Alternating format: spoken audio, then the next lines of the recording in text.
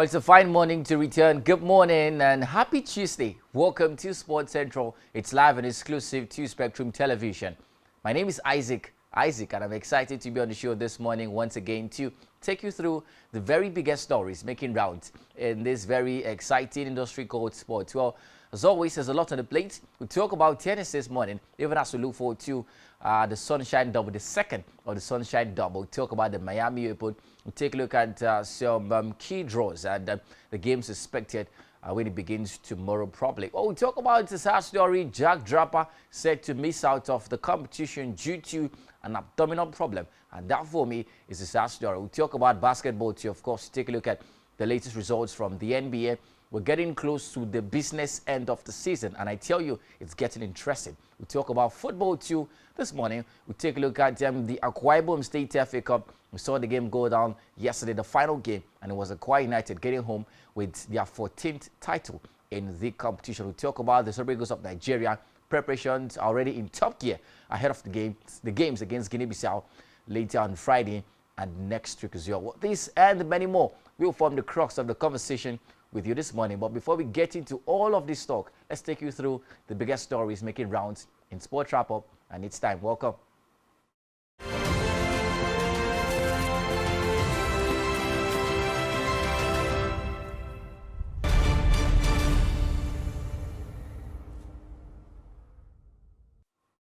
Well, as we always do, tennis is where we start from today.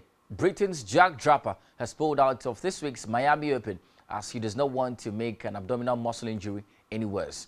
The 21-year-old suffered a slight tear to his oblique muscle at Indian Wells. He retired early in the second set of a fourth-round match against Carlos Alcaraz, who won the tournament and became the new world number one. Draper, who is world number 43, suffered a series of retirements in 2021 but was able to play 22 events last year. But sadly, he's crashed out of the Indian Wells. Well, let's talk about tennis and table tennis particularly. Nigeria's top-ranked table tennis player, Aruna Quadri, has received plaudits from the Executive Council of the Africa Table Tennis Federation following his quarterfinal finish at the just concluded WTT Singapore Smash. Quadri became the first African to reach the quarterfinal round of WTT Singapore Smash after edging out some of the finest players in the world on his way to the final 8. The 33-year-old recorded wins over Ruenfelus from Germany, French teenager Alex Lebron, and Tomokazu Harimoto from Japan, but suffered a crashing defeat to Brazil's Hugo Calderano in the quarterfinals. President of the ATTF, Khalid El Sali, said Quadri had continued to set the pace for the sports in Africa with his record feat at the Olympic Games, the World Championships, and the WTT Cup finals in recent times. Well, let's talk about boxing. Olusegun Usyk has tweeted that the clock is ticking for Tyson Fury to agree to an undisputed world heavyweight title fight between the two. The targeted date for the fight is April 29, with Usyk's team adamant the terms they have agreed to will only be valid for a contest on that date. Talking to Twitter on Saturday evening, Usyk posted, and I quote, "The points for agreement were sent to Fury's side. The deadline is set. The clock is ticking." Let's talk about basketball too. The Golden State Warriors snapped up a run of 11 consecutive road losses by defeating the Houston Rockets 121-108 this morning, entering the game with the third worst road record in the league, 7 wins and 29 losses. The Warriors had not won away from home since January 30 against the Oklahoma City Thunder. After a back-and-forth first-round three-quarters, the Warriors called on the Splash Brothers, Stephen Curry and Klay Thompson, to close the show, igniting a 37-28 final period to win the game. The duo combined for 21 points in the fourth quarter, and they finished with remarkably similar games. Curry top scored with 30 points, hitting 5 of 15 from deep, with 7 rebounds, 5 assists, 2 steals, and a block. Meanwhile, Thompson posted 29 points, with 7 rebounds and a steal, and a block too. With the win, the Warriors pulled above .500 at a record of 37 wins and 36 losses, and combined with the Dallas Mavericks' 112-108 loss to the Grizzlies, they have climbed out of the play-in tournament placings up into 6th position in the West. Well, finally, let's talk about football and from Nigeria. A total of 16 players have arrived at the Super Eagles camp in Abuja ahead of Nigeria's African qualifiers games against Guinea-Bissau on Friday and March 27, with 9 more players expected later today. The Eagles are scheduled to play the duties of Guinea-Bissau in a 2-leg affair as they bid to book their place at the 2023 AFCON in Ivory Coast next year.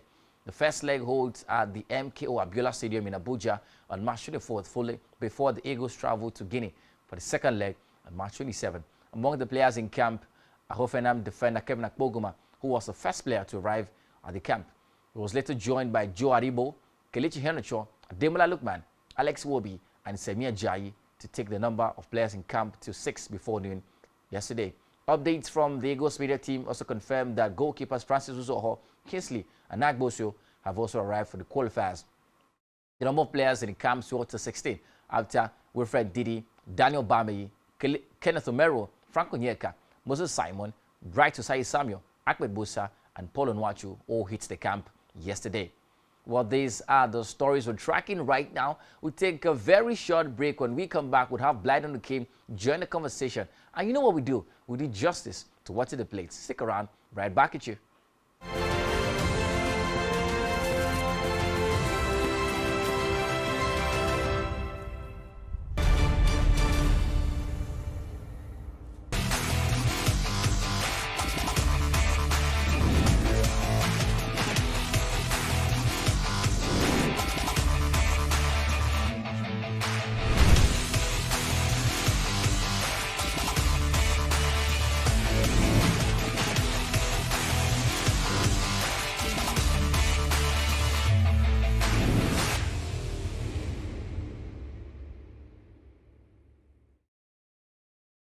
Hello, welcome back to another exciting moment to talk sports. My name is Blyden Kim and it's Sports Central.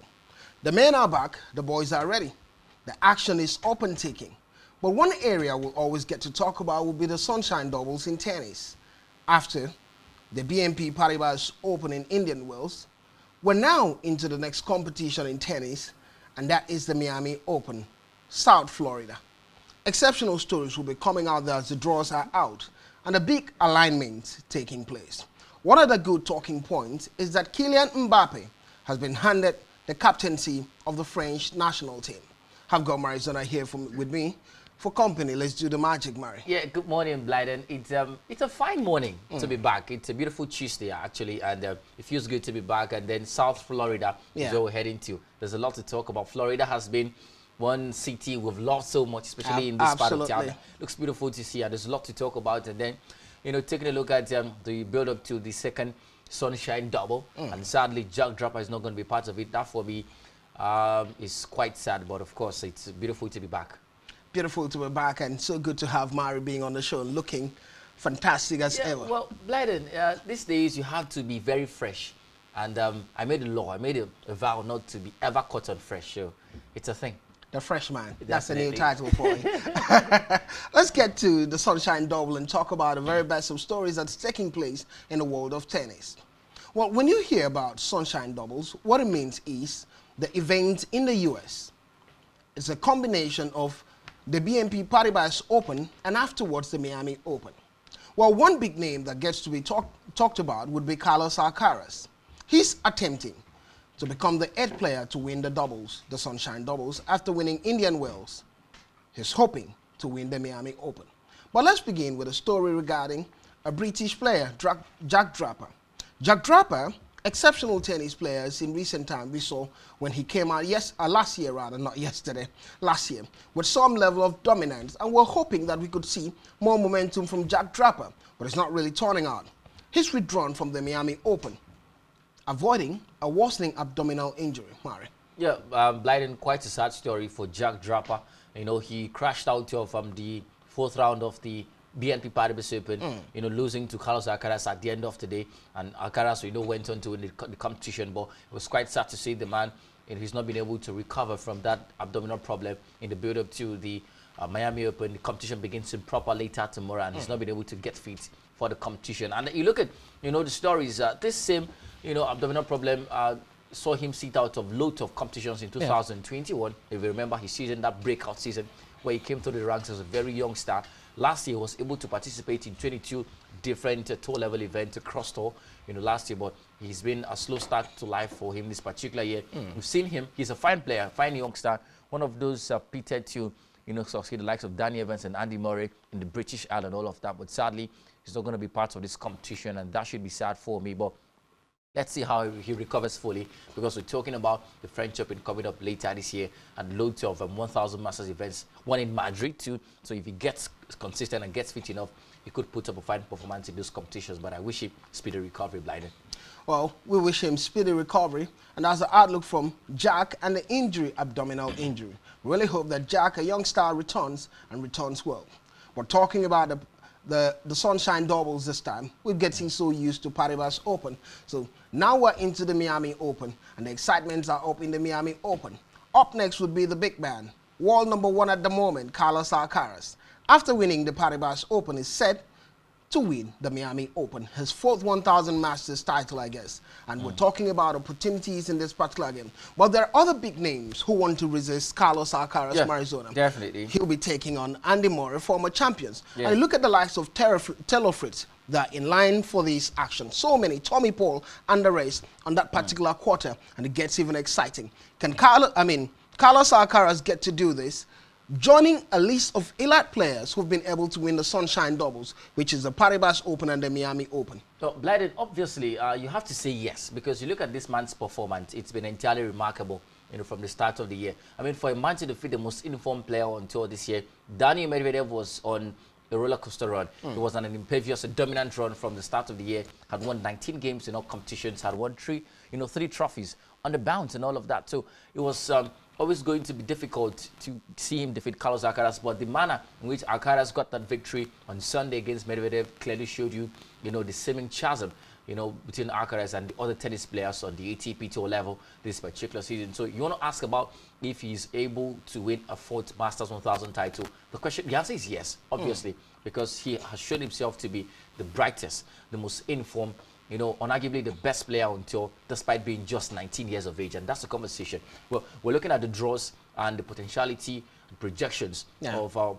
his movements and progression too. He starts with Facundo Bagnis of Argentina. Or a qualifier, but he can also get to face either Tommy Paul or Andy Murray at some afterwards. Point. Might get to face, the likes of even Yannick Sinner. Yannick Sinner as well in the competition too. Taylor Fritz. But all of these players are players he's defeated before, right? And that's the conversation. It shows you how good this man is. And right now, he doesn't want to back down.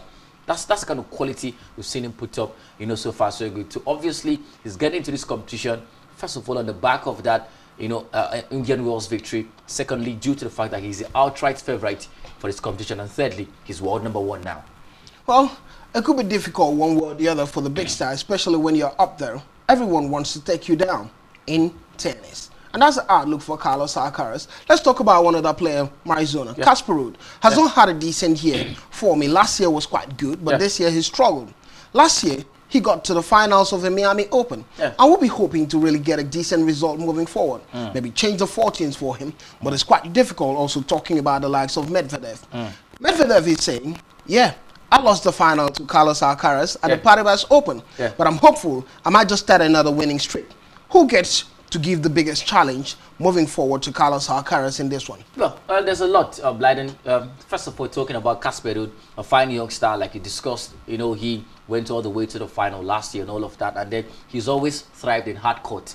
So that's a conversation we're looking forward to ahead of this, competition so far. And he faces some tough opponents, Ilya Ivashka and Alexander Zverev at some point in the competition, which for me might prove to be quite interesting and quite topsy-turvy, for the man who holds a 4-5 record, this year. For Daniil Medvedev, I think he's the only man I think right now could do a lot better, in terms of trying to topple Carlos Alcaraz at that top, because he was the most informed player before Sunday when he lost in that fashion, to Carlos Alcaraz. But there's also an outside chance of, the only man has been able to defeat, Carlos Alcaraz 4 times.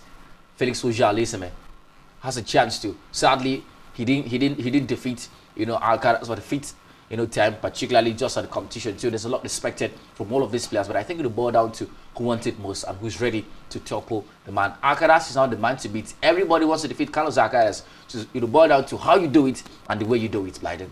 How you do it and the way you do it. Well, the excitements are up.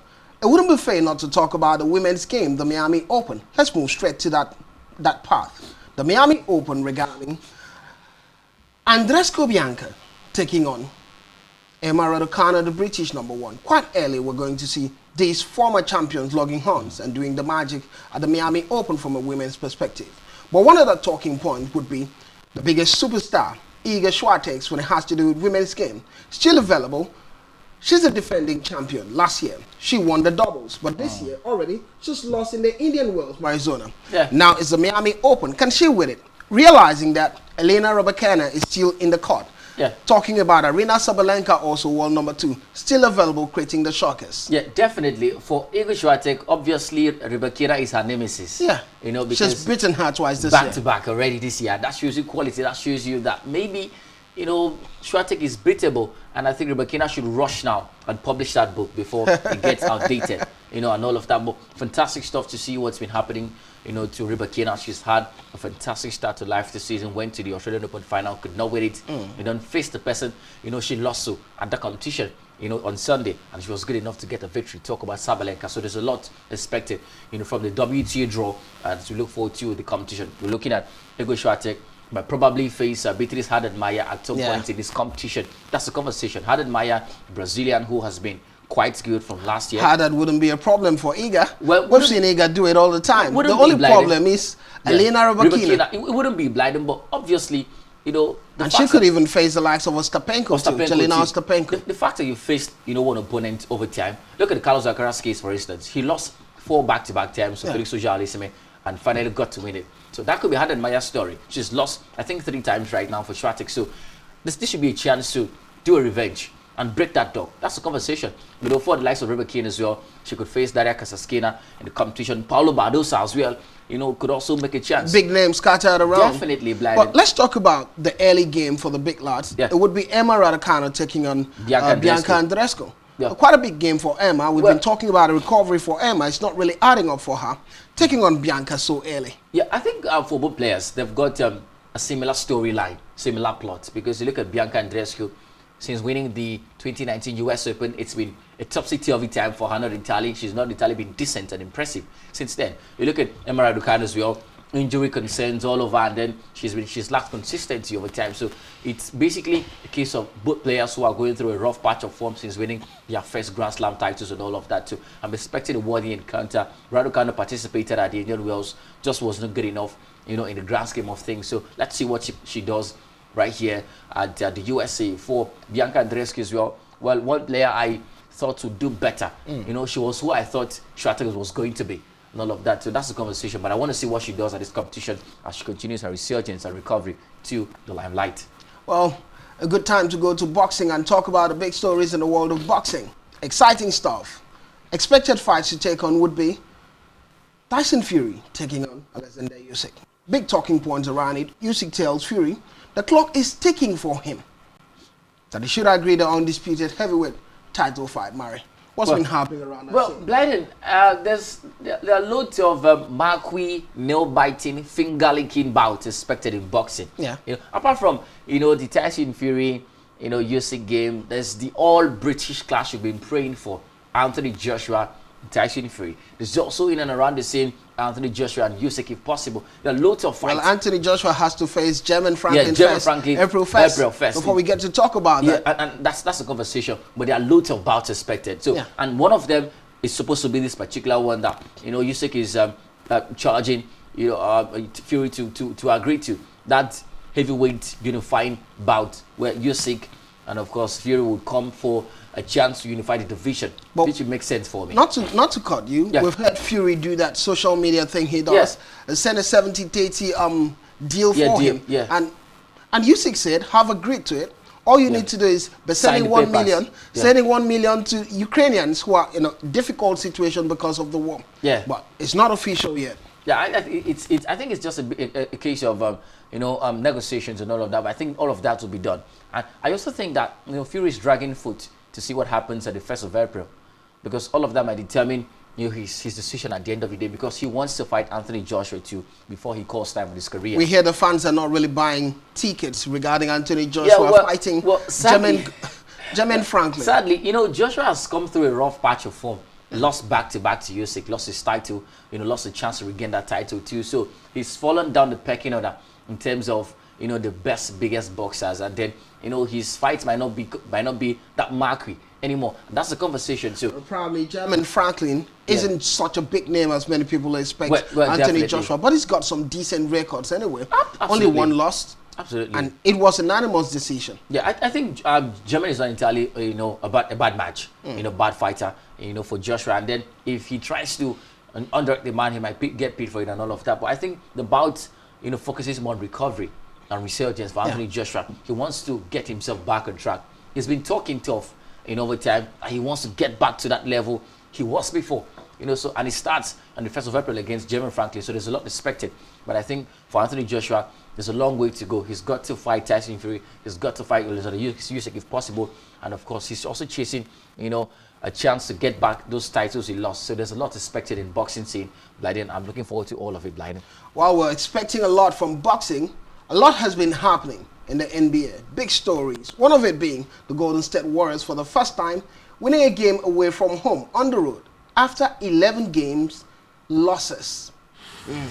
Big story, big talking point, and the excitement are totally different in Arizona. Yeah. We saw the game against Houston Rockets, how difficult it's been for the Golden State Warriors to win games away from home. But finally they did it, halting that skid away from home. Well, 11 games, hadn't won a game on a record of 7 wins and 29 losses away from home, the third worst record in the season. They finally got the win. Well, against a lowly rated, very poor, very terrible, disastrous, catastrophic side. Talk about the Houston Rockets, so not entirely surprised, because if you play the Warriors, a bad Warriors team would definitely get the better of this Rockets side. That's the conversation. So, not to disrespect the win and the caliber of the win and the significance of the win, but then it was the Rockets. The last time they won a game was in January. January 30th. Yeah, but it shows, that's long. It shows you how poor they've been. And the second worst record in NBA from a champion. After being a champion, the last time we saw such streak, losing streak, was Chicago Bulls. Long far back. A long time. 1990 thereabout. Yeah, so it shows you how poor they've been. But, talk about some individual performances. Steph, the Chef Curry was good. His splash brother, Klay Thompson, also, had a fine game. But as I said, I want to see consistency. And, well, this win is also a sigh of relief for the team. But definitely there should be some level of consistency from here. And they're charging towards qualifying for, the playoffs this season. They're now 6th position, in the Western Conference, and Eastern Conference rather. And of course, the Memphis Grizzlies lost to the Dallas Mavericks. So that also gives them, a cushion of a sort. But holistically, was a good win. But let's see consistency, because right now we're talking about the business end of the season where form matters. Performances would have to matter from here. When we're talking about performances that matter, this was a case that a particular performance didn't matter. Julius Randle hitting 57 massive points for the New York Knicks, but it wasn't enough. They still lost to Minnesota Timberwolves, Arizona. Shocking result, embarrassing many would say. Not often you get to see a player hit 57 massive points, but the franchise loses the game. Oh, Blyden, I think it's one of the most ridiculous stories of the season. Right, 57 points. That's a number. And then it's a record, a career high for this man, Julius Randle, who was entirely, spluffic on the night, for his side. Well, the fact that the team didn't get to win shows you the decline, shows you how poor the team are defensively, because Randle was the only shining light going forward. But defensively, the team were particularly very poor. Terrible. Very terrible. That's why they lost to a Timberwolves side. The Timberwolves are not seen as a very attacking side. Not pushovers either. Not pushovers entirely, Blyden, but you want to look at a team that should score points, on a consistent basis. It's not the Timberwolves. But the fact that they lost to the Timberwolves despite Randle posting 57 points shows you how bad the Knicks have been, so far recently. And that's a thing of concern. But kudos to the Timberwolves for getting this win and making nonsense of 57 points. Here's the talking point. Yeah. And no wonder they say you have to start early. Yeah. They were trailing the bulk of the game. And Randle had to fight so hard to give them the points. Yeah. In the third quarter, Julius Randle had massive 26 points in third quarter. At 52 points, everyone thought probably he was going to break the franchise record of the highest points in a game, which is 62. He couldn't do it the fourth quarter. He got so tired, having just 5 points at the end of it. Yeah, it clearly shows you, Blyden, the seeming one-sidedness of the game. He was the only person going forward. The only shining light for them. The only shining light going forward for the team. And it was sad, because he had no support. We keep drumming about support, for a team, and he had nothing close to that, in the game this morning. You look at the Washington Wizards. They had, Tyron Prince putting up a performance. They had lots of players who efficiently, are good going forward. And that's a conversation too. For the Timberwolves, it was a case of a holistic team performance that helped them get the win yesterday. And I think this is a reality check and an eye-opener for the New York Knicks. They need to get a supporter and they need to play as a team. Defensive and offensive balance should be the center of the conversation going forward. They sit 8th right now. There's a lot expected from them going forward, but right now they do not look like a team that have got chances of qualifying for the playoffs. Let's talk about those that are ready to go to the playoffs and do the magic. The 76ers. Big talking point would be the likes of Joel Embiid and Maxey netting 31 massive points. They top the Pacers for the 8th straight win. The Pacers have got no pace against the 76ers, Arizona. Well, blinded. The Pacers have got no pace. That's interesting. Well, talking about the 76ers, yeah. Obviously Joel Embiid, he's now had 9 consecutive 30-point games. For me, he's a favorite for that MVP record. He's been good entirely. Had 37 points this morning for the side. Was good enough, and he showed a lot of quality. And these days, Embiid does not just put up these performances. He actually raises a bar. He motivates his other teammates to put up this kind of performances. James Harden has become outrageously very good. Yeah. Over time. Look at the assist he gets it. And that's due to, the performance of Joel Embiid because he pushes them forward. That's a conversation. It makes a lot of sense for me. Well, for the Indiana Pacers, well, they look like a team. At some point, they were quite solid, quite decent. We kept talking about them and how they've been pacing silently. But I think this is a momentary blip. And you look at the 76ers, you're not going to think that they'll lose to the Pacers, no matter how bad they are. That's a conversation. So I think this was just, a momentary slip for the Indiana Pacers. But holistically, you have to give it to Joel Embiid. He has shown outrageous class this season. And for me, he's one man that should get the MVP. His first of the season, first of his career too. The question is, how good is Joel Embiid? When he's performing the way he's performing, he's in pole position to be the MVP this season. And we're talking about the 76ers doing the magic moving forward. We'll draw clues to the conversation early regarding NBA and tennis. When we return from this break, we'll be talking football all the way. Don't go anywhere.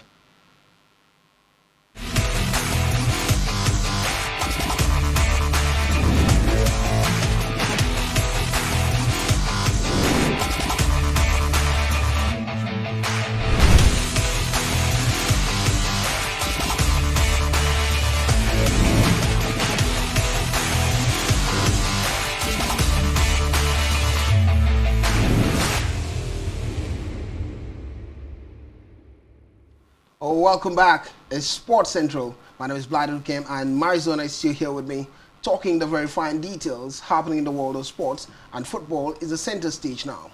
We get to begin with what happened yesterday in Akwa Ibom State. It was the Akwa Ibom State FA Cup. Akwa United defeating FC1 Rocket 4-1.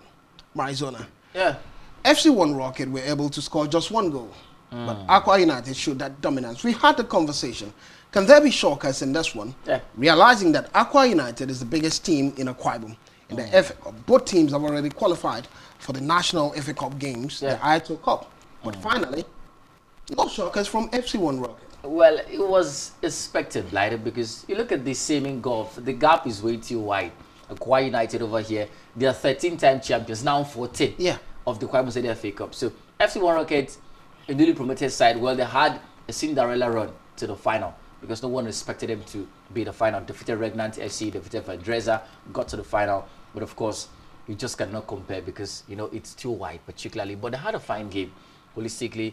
And then Akwa United ran riot. Uche Collins getting the goals in. Abe Johnson, Cyril Lisema, and Wisdom Fernando all scoring for the Promise Keepers. It was a good game for them. I think it was also a form of preparation for the second stanza of the NPFL too, because they had a fine game, and Deja had a chance to test a few legs and test the waters, for the players. But it was expected, and of course, Akwa United getting that 14th record, extending our Akwa Ibom FA Cup title. For FC1 Rockets, they were basking in the euphoria of the fact that they've qualified for the national, FA Cup, and that should make sense for them. So kudos to the team, but it was as expected. Akwa United winning and winning convincingly.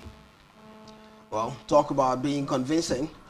It would be a good time to look at the state of things in the Nigerian camp regarding the AFCON qualifiers between Nigeria and Guinea-Bissau, which would take place on Friday at the Moshood Biola Stadium. We're here, 16 players are in camp already. And the camp is bubbling. Some of the biggest names you could think of. Kelechi Iheanacho still in camp. Alexi Iwobi were early arrivals. But the likes of Wilfred Ndidi has joined the team now, Arizona. Yeah. Earlier on, we talked about the list and the players in camp. Yeah. And the camp is bubbling. But the other talking point would be the event of yesterday. Yeah, the brouhaha. The brouhaha. That's the word.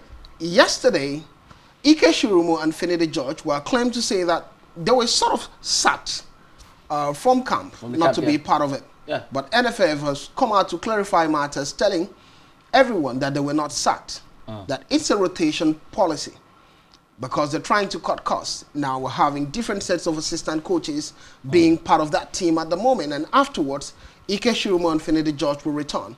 And they cited an example, which was the friendly game the Super Eagles played against Portugal. Yeah. That Ike Shirumo was in charge and Finidi George at the time.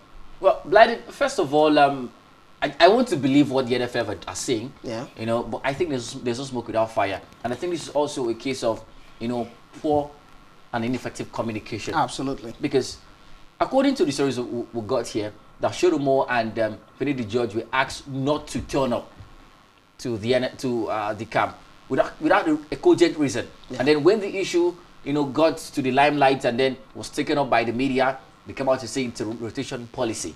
And I'm wondering, first of all, what's the rationale behind the rotation policy? Where is it done in Sena Climbs, where we see different coaches, you know, rotate to work with the national team coach? It feels like they are going there to learn. They're not supposed to go there to learn, right? They are going there to contribute their tactical honors to the team. That's the conversation too. What's the idea behind, first of all, rotation? Because right now I know Usman Abdallah is there and Abiola Barowa is there for the team. But I want the NFF to come out and clarify the rationale behind the rotation policy. Well, and how it's going to they're trying to control cost.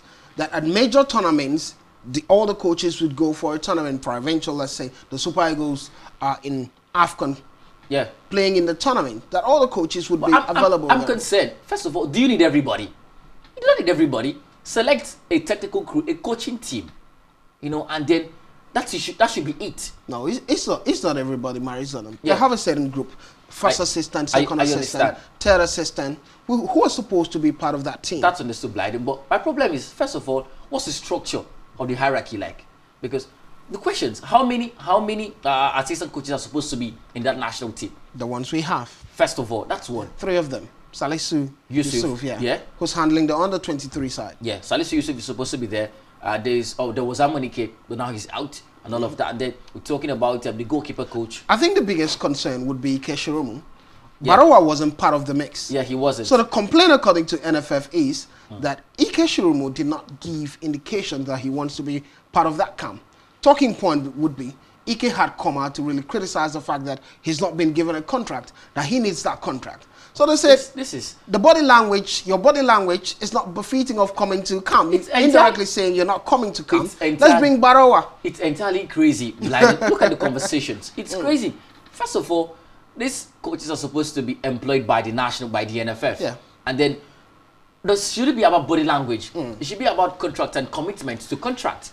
It doesn't make any sense for me. And I think this clearly spells out the seeming decline, the seeming ill Blyden in the NFF right now, and the fact they were not doing the right things. Get the number of coaches you want for the technical crew. Give them contracts so they can work with the national team coach, because all of this chopping and changing is not going to help us. It's not going to help us, right? So, well, the earlier we do the right thing, the better. That's the thing, and it clearly shows you what has been going on so far so good, that coaches are not even given contract to work with the team. Where is it done? Even in Ghana. It's not done in Ghana. That's the conversation too. It's quite sad. It's quite sad too. First of all, I want the NFF to come out and tell Nigerians the rationale behind the rotation policy, and secondly, why the team does not have a standard, clearly specified, clearly spelled out technical team for every competition, be it a friendly game, be it a training, be it, you know, an Ibiakura Unity competition. Let us have a standard, clearly spelled out technical team. Rotation is not a thing for me. Well, weakness from a Nigerian point of view, we have all these talking points coming up, and really hope that these things get resolved and not put Nigeria on the negative lights. But let's move to England. It's the Euro 2024 qualifiers. From a Nigerian point of view, players are arriving. From English point of view, players are withdrawing. It would be Marcus Rashford, Mason Mount, and Nick Pope withdrawing from the qualifiers from the English squad. Mari, yeah, what's happening there? Basically injuries. Marcus Rashford, had a minor knock in United's last game, and Nick Pope as well for Newcastle. He's been here and there, sadly. For Mason Mount, he's yet to recover fully, for the English national team. But it's basically a friendly game, and of course, it's qualifies for Euro 2024 too. So, well, the English national team are not bereft of quality. They've got loads of players, to replace Marcus Rashford at the team, as well as Nick Pope and Mason Mount. So there shouldn't be a problem. The problem over time has been the tactical acumen of Gareth Southgate. If he's good enough for the national team, that's a conversation. So let's see what they do at this competition, and if they'll be able to impress the English fans, because over time there has been nothing, to look out for from Gareth Southgate and the English national team. I just recalled something, Mari. Yeah. Gareth Southgate came out to say the pool of players in the Premier League seemed to be reducing for him, that he'll be moving to the Championship in search of players that will represent the English national team recently. And I'm wondering, which of the Premier League is he talking about? Blyden, it's sad, because when I hear conversations like this, I want to question the tactical ability of the manager. The tactical, capability of the manager too. Because we're talking about the Premier League. If you want to mention English players in each position, you'd have 5 to 10. You want to talk about goalkeepers, Jordan Pickford, Dean Henderson. How good are they for the national team? Well, we've seen Jordan Henderson for the national team. Those are starters. Quite decent. Those are starters. Dean Henderson, give him a chance at the national team and watch what he does. Nick Pope, we see what he does at Newcastle, one of the best goalkeepers so far this season. Give him a chance at the national. It's about giving them a chance at the national team. Both of these players have not been given chances, and you say they're not good enough. Doesn't make any sense. Is it really out of place also trying players from the Championship? No, it's not, Blyden. It's not. I'd love it, because the culture of inclusion should also be a conversation. But of course, because you might have a player that's so good in the Championship, yeah, but it's not given opportunity because he's playing in the Championship. Bring him. But the perspective of Southgate's conversation is the fact that Premier League players are not that good enough. Indirectly, he's tried everyone. He's looking for new players to try. He's not tried everyone. There are loads of players who are still itching to play for the national team. They haven't gotten an opportunity. Some of our Nigerian brothers. Look at Fikayo Tomori. Look at Ebere Chieze, Michael Olise. Chasing, they've left Nigeria. For Larin Balogun, right in France. He wants to play for England. He's not been called up. That's the conversation. So when he says he's maybe trying he should everybody, come to Nigeria. What's it? There are too many. And come pick me. Come pick me. Not necessarily. Some of these players I'm talking about, they should come to Nigeria and let it be with England after all. Yeah, definitely. I love the idea of Blyden. I love the idea to come play for the national team. We've seen players come through, and it makes a lot of sense. And Demola Lookman represented England at age grade level. Won the Under-17 World Cup. Come to Nigeria, represent your fatherland. Tammy Abraham too was a player I would love to see him play, wear the green jersey. Another player I'd love to is Ebere Chieze, Michael Olise. Fine players. What's really keeping Ebere Chieze? Well, Ebere Chieze, I think he's been called up to the Under-21 team, but I think he's not entirely fancied by Gareth Southgate, because he's done his bit. He's good enough. He's a fine player. And then if you want to place him, maybe it's not really been consistent. Well, consistent. There are loads of players. Considering the struggles of Crystal Palace in recent times. It's understood, Blyden, but there are players at the English national team, who are also not consistent for their club sides. Harry Maguire gets called up every single time.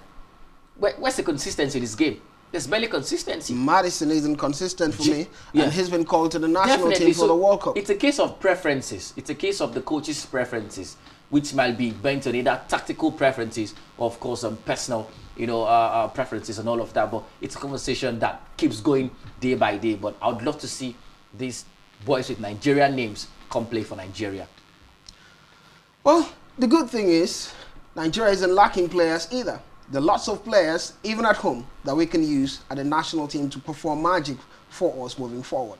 Question is, do we have capable hands to nurture them and give them opportunity to play for the national team? Let's move and talk about transfers. Well, one key talking point would be Chelsea having a look at Andres Pereira as possible Mason Mount's replacement at Chelsea. Right, what has been the debacle within Chelsea and Mason Mount regarding the contract situation so far? And will Chelsea really let Mason Mount go? Well, Blyden, at this point, it looks quite very possible. Mason Mount wants an improved contract, he wants more money, But Todd Boehly and the Chelsea board are saying, well, you can't ask for more money if you're not performing at the level, because your output, should also reflect, it should influence your inputs, particularly. So if you're getting more money, it means you should be getting more performances. And Mason Mount sadly has not been consistent. He's been ousted by Joe Felix for that number 10 position, and Felix is obviously more creative than Mason Mount at Chelsea. Could there be a conversation that's not been given enough opportunity since Felix came to the team? Considering what he's done with that team, look at that run that won the Champions League. Yeah, he was good, Blyden, but obviously Felix came in January, right? He was given a chance from June last year to January, and he was not consistent. What's really wrong with him? Well, I think it's a case of the fact that, when Mason Mount was performing, that was the level. And he was hot-headed, wanted to perform at Chelsea and all of that, but complacency has set in. This thing that comes with, the seeming lack of consistency from English players, especially when they get, to the limelight, and that's the conversation. Joe Felix has come to Chelsea, and he's raised the standard. He's giving Chelsea what they want to see from a proper number 10. Players who have got forward thinking, they've got creativity, they could dribble, could do lots of stuff, in the attack for Chelsea, and that's the conversation for. But Mason Mount is a fine player, Blyden. He's an excellently gifted player, and I think he would perform brightly if he goes to maybe Liverpool or one other outlook regarding Mason Mount, Murray. Here's it. You talk about you are Felix, but the fortunes of Chelsea haven't changed. Yeah. And we're looking at one player looks flashy for me. I'm talking about your Felix now. Looks very beautiful on the ball. Yeah, on the ball. But Mason Mount is quite hardworking and different. Yeah. Could it just be about being flashy, or what you bring to the table over time? We've seen Mason Mount do that. Well, obviously, Blyden, first of all, apart from being flashy, being skillful, it's also about being forward-thinking and making the right decisions in the attack. And I think that's where Joe Felix has got it over Mason Mount. Mason Mount sometimes makes the wrong decisions in the attack, but Joe Felix makes almost every time the right decisions. His only problem has been goal scoring. He's not entirely a good finisher, but holistically talk about creativity, drives the ball forward for Chelsea, and of course could getting those out the middle passes. And he's also good in making those key decisions in the final third and getting the rivals in the box. And that's the conversation for Chelsea over time. So I don't entirely think that Mason Mount would want to stay at Chelsea right now, because he's going to have to decide to sit on the bench. Wow, it's been a long day, long talking points, but we draw the curtain here on Sports Central. My name is Blyden. Marizon has always been my company. Mari, thank you for being on the show. It's a fine day, Blyden, and I feel the cold, and it's beautiful to know. The cold is here and there, but we're fine. So good to have you being excited today. Yeah, thank you for watching.